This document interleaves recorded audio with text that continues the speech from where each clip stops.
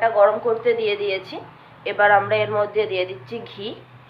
আপনারা এর বদলে সাদা তেলও ব্যবহার করতে পারেন, কিন্তু ঘিটা দিলে টেস্টটা ভালো হবে।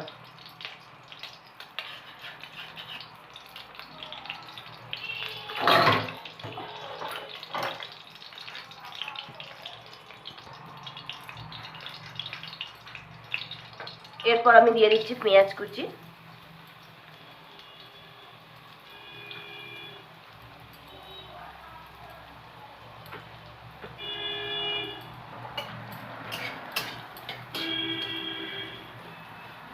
দু তিন মিনিট নাড়তে থাকবেন যতক্ষণ না পেঁয়াজটা লাল হচ্ছে। এর মধ্যে আমরা আদা কুচি দিয়ে দেবো।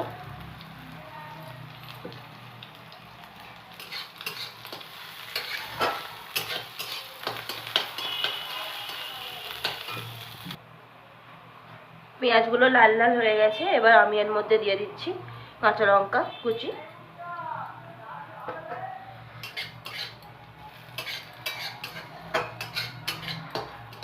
যেহেতু ঘি দিয়ে ভাজছি, তো সবসময় আমাদের এগুলোকে ভালো করে নাড়তে থাকতে হবে, না হলে কড়ার মধ্যে বসে যাবে।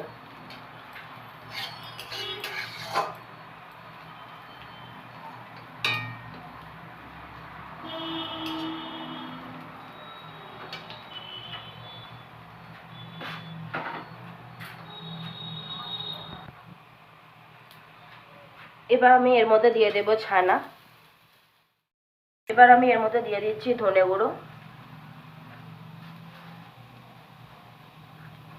জিরে গুঁড়ো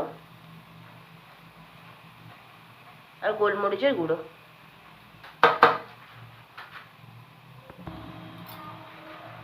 তারপর আমি দিচ্ছি কাশ্মীরি লঙ্কার গুঁড়ো।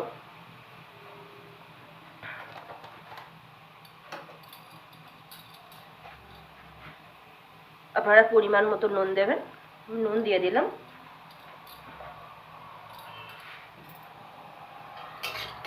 এবার সব কিছুটাকে আমরা ভালো করে মিক্স করব। ছানার টেস্টটা ভালো মতন আসার জন্য আমরা এর মধ্যে দিয়ে দিচ্ছি চিনি।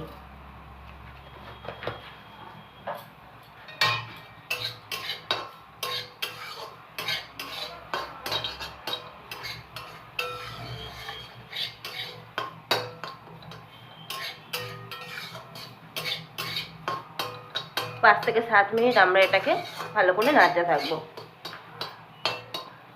আমার প্রায় 10 মিনিট হয়ে গেছে, এটাকে আমি ভাজছি। এবার এটাকে আমি তুলে নেব।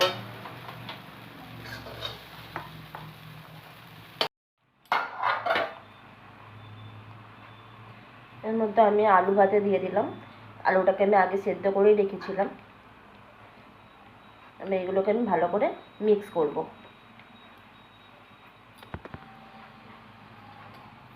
আলু সেদ্ধটা আমার মিক্স করা হয়ে গেছে। এবার এর মধ্যে আমি হালকা করে ময়দা দিয়ে দেব, যেন একটু টাইট হয়, তার জন্য ময়দাটা আমি দিলাম। ময়দাটাকে এবার আমি এর মধ্যে মিক্সড করে নেব। ময়দাটাও আমার ভালো করে মিক্সড করা হয়ে গেছে। এবার এটাকে আমি একটা শেপ দেব।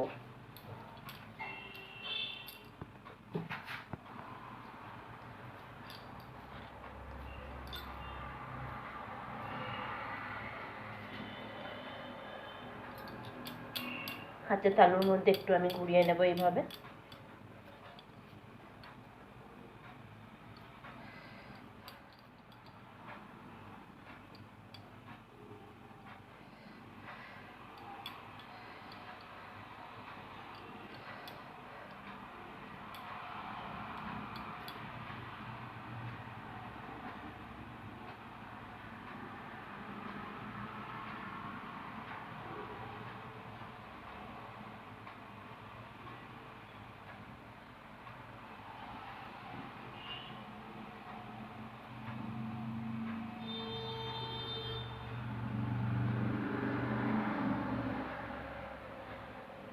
আমাদের শেপ কমপ্লিট হয়ে গেছে।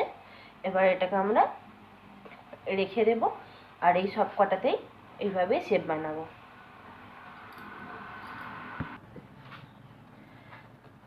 আমাদের সব কটাই কমপ্লিট হয়ে এসেছে। আমি এবার লাস্ট এটাই বানাচ্ছি।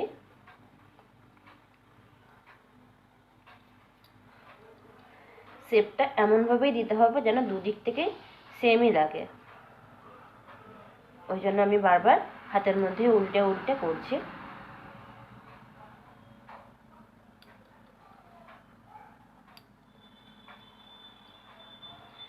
আমাদের কমপ্লিট। এবার আমি এটাকে ডিপ ফ্রিজে রেখে দেবো 30 মিনিটের জন্য। এবার আমি একটা বাটিতে নিয়ে নিচ্ছি কর্নফ্লাওয়ার,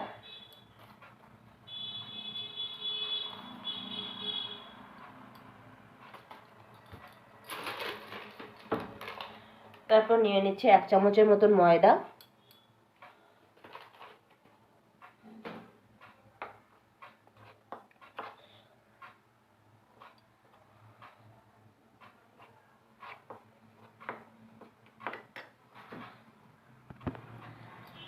এর মধ্যে আমি জল অ্যাড করছি।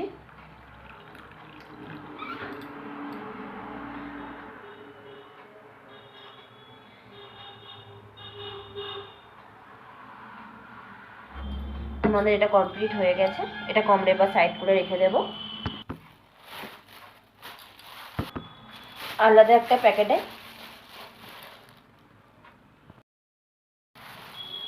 আলাদা একটা প্লেটে আমি নিয়ে নিচ্ছি বিস্কুটের গুঁড়ো। এটা আমার দোকান থেকে কেনা বিস্কুটের গুঁড়ো। এটা আপনারা বাড়িতেও বানাতে পারবেন। টোস্ট বিস্কুটকে আপনারা মিক্সিতে একটুখানি বেটে নেবেন, তাহলেই আপনারা এরকম একটা বিস্কুটের গুঁড়ো পেয়ে যাবেন। আমি 30 মিনিটের জন্য যে ফ্রিজে রেখে দিয়েছিলাম টিকিয়াগুলো, সেগুলো আমি ফ্রিজ থেকে বার করে নিয়েছি। এগুলো আমরা আবার নতুন করে একটা কাজ শুরু করব।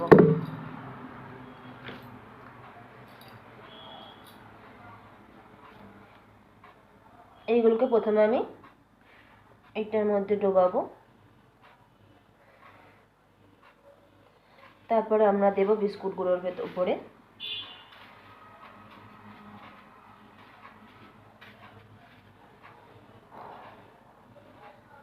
আমরা আরেকবার এর মধ্যে ডুবিয়ে নেব।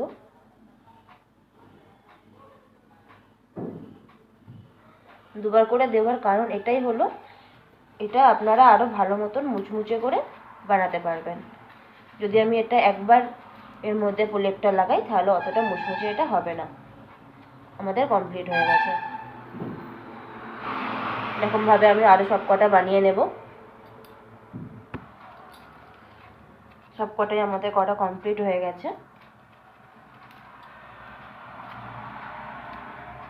এটা আমি লাস্ট করছি।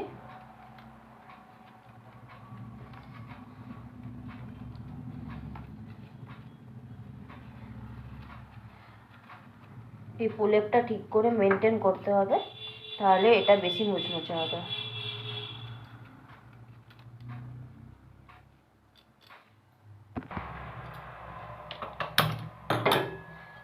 আমি আবার কড়া বসিয়ে দিলাম। কড়ার মধ্যে আমি দিয়ে দিচ্ছি সরষের তেল।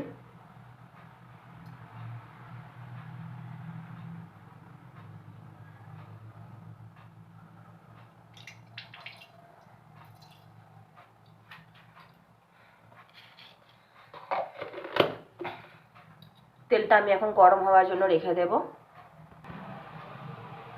কড়ার তেলটা আমার পুরোপুরি গরম হয়ে গেছে। এবার আমি এর মধ্যে এগুলো দিয়ে দেব।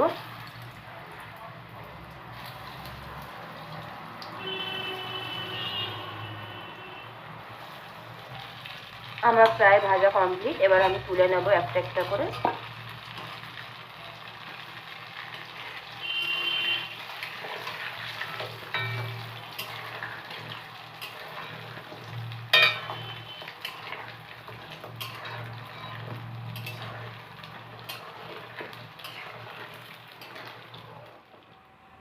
এবার আমি একটু টমেটো সস দিয়ে দিলাম। এটা হচ্ছে রেড চিলি সস।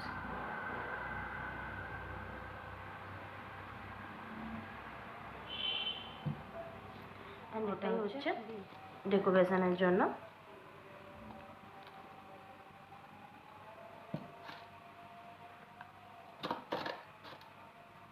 অতিথি আসলে আপনারা বাড়িতে এইভাবে পরিবেশন করতে পারেন।